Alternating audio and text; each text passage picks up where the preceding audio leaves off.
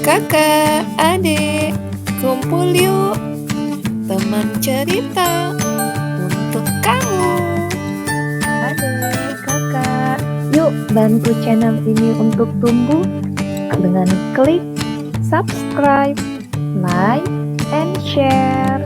10, 9, 8, 7, 6, 5, 4, 3, 2, 1. Teman cerita, di video kali ini kamu akan mempelajari tentang kehidupan panda.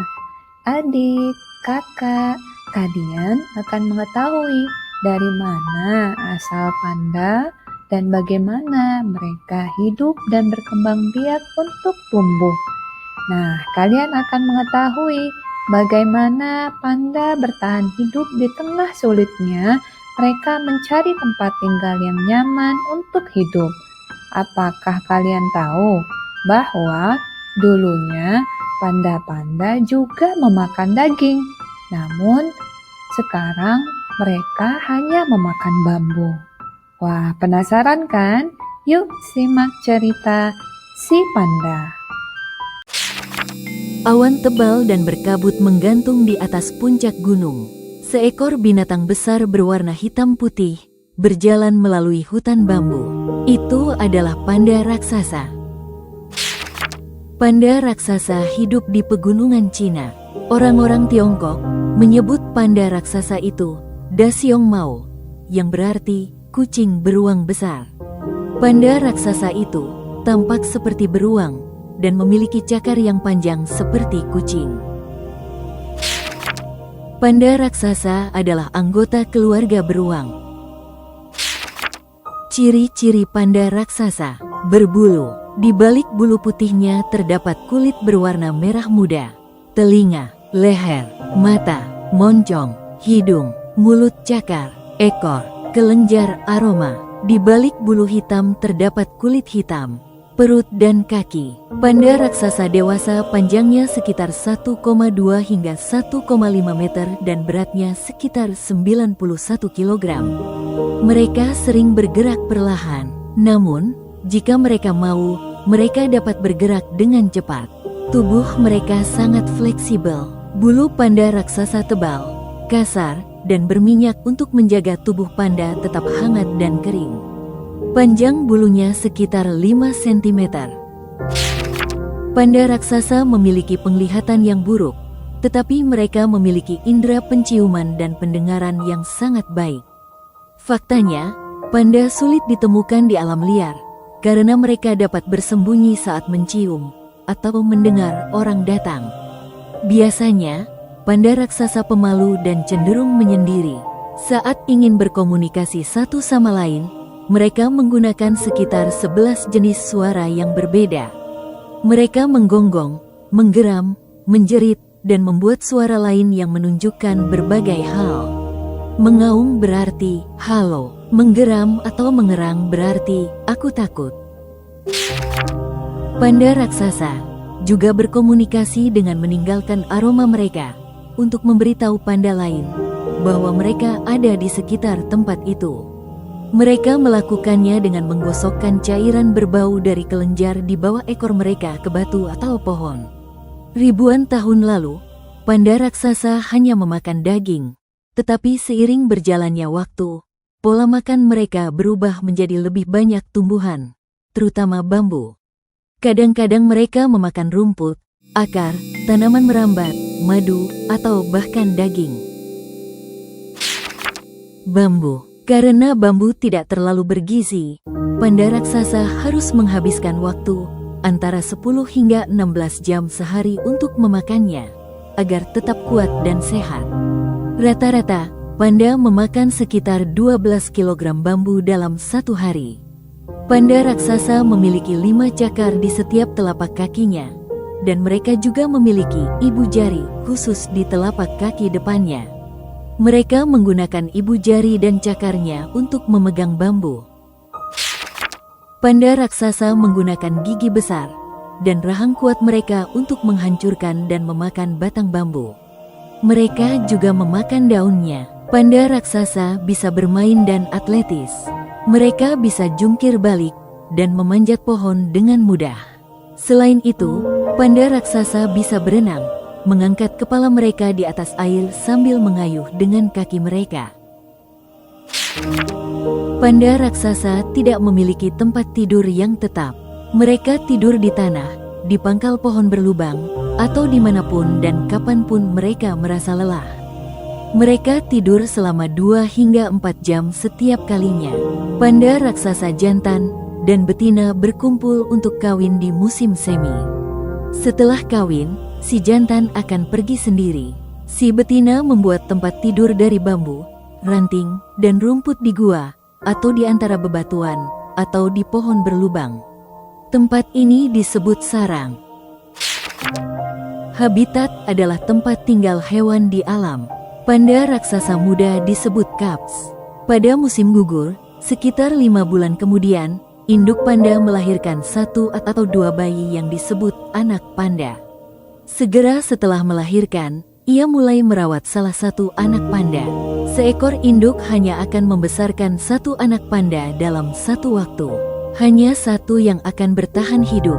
Di habitat aslinya, induk panda biasanya melahirkan setiap 1 hingga 3 tahun. Anak beruang sangat kecil, beratnya hanya sekitar 85 gram dan panjangnya sekitar 15 cm. Sang induk sekitar 900 kali lebih besar dari anaknya. Sungguh menakjubkan betapa lembutnya dia. Anak beruang itu memiliki kulit berwarna merah muda di sekujur tubuhnya dan bulu putih yang halus. Tangisannya terdengar seperti suara bayi manusia.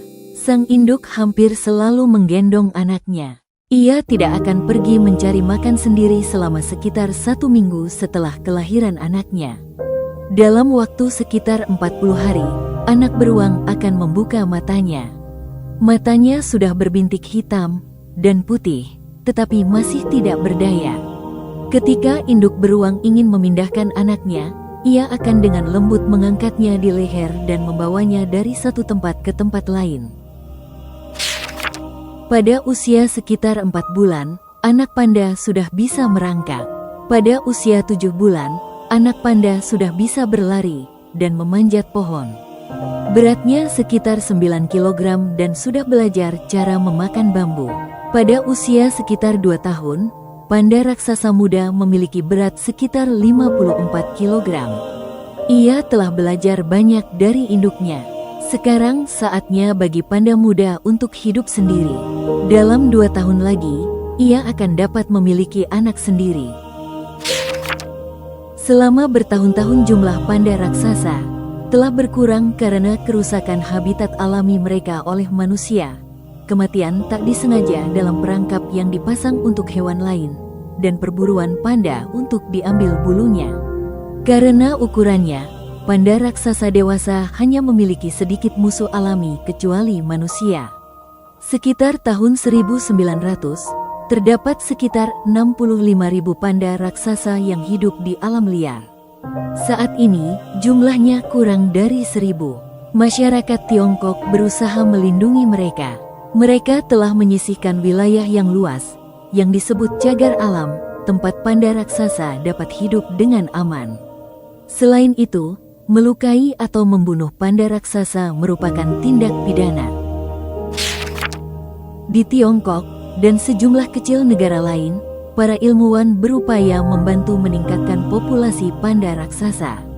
Panda-panda ini dirawat di penangkaran.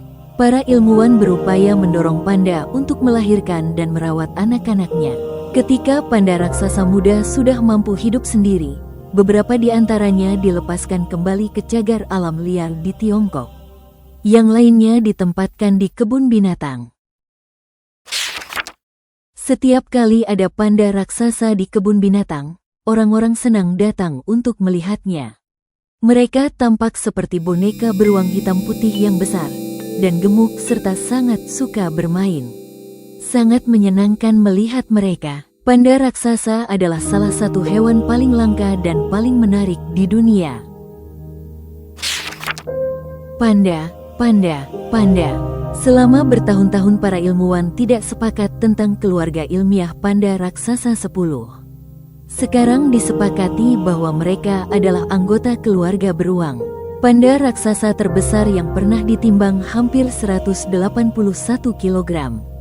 Dalam 1 tahun, seekor panda raksasa dapat memakan sekitar 4.536 kg bambu. Seekor panda raksasa dapat hidup hingga 25 hingga 30 tahun. Saat ini sekitar 150 panda raksasa hidup di penangkaran. Sulit bagi para ilmuwan untuk mengembangbiakkan dan membesarkan mereka, tetapi mereka terus belajar setiap tahun. Cina mulai mencoba mengembangbiakkan panda raksasa pada tahun 1955. Pada bulan September tahun 1963, Ming Ming menjadi anak panda pertama yang lahir di penangkaran. Panda. Hanya ada beberapa kebun binatang di luar China yang memiliki panda raksasa. Semua panda yang hidup di kebun binatang diberi 2 nama, sebuah adat istiadat Cina yang menunjukkan cinta dan kasih sayang. Pada tahun 1972, Tiongkok menyumbangkan 2 panda raksasa, Ling Ling dan Xing Xing, ke Kebun Binatang Nasional di Washington, D.C. pada tahun 1936, Sulin menjadi panda raksasa pertama yang dibawa ke Amerika Serikat. Ia menjadi objek wisata populer di Kebun Binatang Brookfield di Chicago, Illinois. Dimulai pada bulan Januari tahun 2001, orang-orang mengantre untuk melihat Tian Ap Tian dan Mei Xiang di Kebun Binatang Nasional di Washington, D.C. Mereka diterbangkan ke sana dari Pusat Penelitian Panda Raksasa Wolong di Tiongkok dengan pesawat khusus bernama Panda One. Mereka dipinjamkan selama 10 tahun.